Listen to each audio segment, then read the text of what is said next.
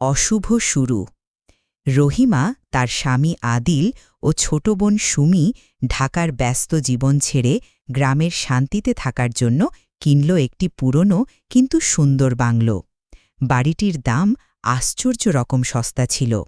বিক্রেতা এক অদ্ভুত হাসি দিয়ে বলেছিল, বাড়িতে কিছু সমস্যা আছে, কিন্তু আপনারা সাহসী মানুষ, ঠিক থাকবেন। প্রথম রাতেই সুমি তার ঘরে একা থাকতে অস্বস্তি বোধ করল। সে বারবার বলতে লাগল, দিদি, কেউ আমার পিছনে দাঁড়িয়ে আছে। কিন্তু রহিমা তাকে ভয় পাওয়ার কিছু নেই বলে দিল। পরের দিন সকালে রহিমা দেখল রান্নাঘরের দেওয়ালে কে যেন আঙুল দিয়ে চলে যাও লিখেছে। আদিল ভাবল হয়তো পাড়ার কেউ বাজে খেলা করছে। কিন্তু সন্ধ্যায় বাথরুমের আয়নায় রহিমা দেখল তার পিছনে একটি বিকৃত মুখ, যার চোখ নেই, শুধু কালো গহ্বর। সে চিৎকার করতেই মুখটা গায়েব হয়ে গেল। গ্রামের বয়োজ্যেষ্ঠ কাদের চাচা জানালেন, এই বাড়িতে ৫০ বছর আগে এক ভদ্রলোক তার স্ত্রী ও ২ সন্তানকে খুন করে আত্মহত্যা করেছিল। স্থানীয়রা বলত ওই লোকটি কালো জাদু চর্চা করত। তার মৃত্যুর পর থেকেই বাড়িটা নরকের দরজা হয়ে গেছে। এক রাতে সুমি জেগে দেখল তার বিছানার পাশে একটি ক্ষতবিক্ষত মেয়ে বসে আছে। মেয়েটি বলল, আমাকে সাহায্য করো, ও আমাকে পুড়িয়ে মারছে। পরদিন বাড়ির নিচের তালাবন্ধ ঘর থেকে পোড়া মাংসের গন্ধ পেল আদিল।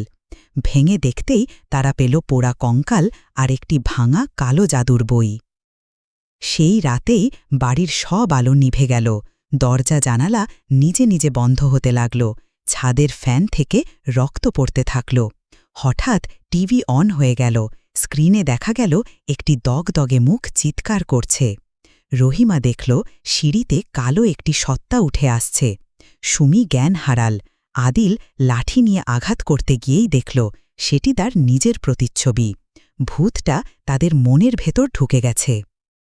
তারা গ্রামের পীরের সাহায্য নিল। পীর বললেন, বাড়ির নিচে জিন্নের বাসা। এক ভয়ানক যুদ্ধের পর পীর সুলেমানি আমল পাঠ করে বাড়ি শুদ্ধ করলেন। কিন্তু শেষ মুহূর্তে সুমির গায়ে কালো ছায়া লেপটে গেল। সে হাসতে হাসতে বলল, তোমরা পালাতে পারবে না। পরিবার বাড়ি ছেড়ে চলে গেল। কিন্তু তাদের নতুন বাড়িতেও সুমি রাতে ঘুমের মধ্যে অচেনা ভাষায় কথা বলে। একদিন রহিমা দেখে সুমি রান্নাঘরে আগুন জ্বালাচ্ছে, আর তার চোখ সবুজ। গল্পটি ভালো লাগলে অবশ্যই চ্যানেলটি সাবস্ক্রাইব করবেন।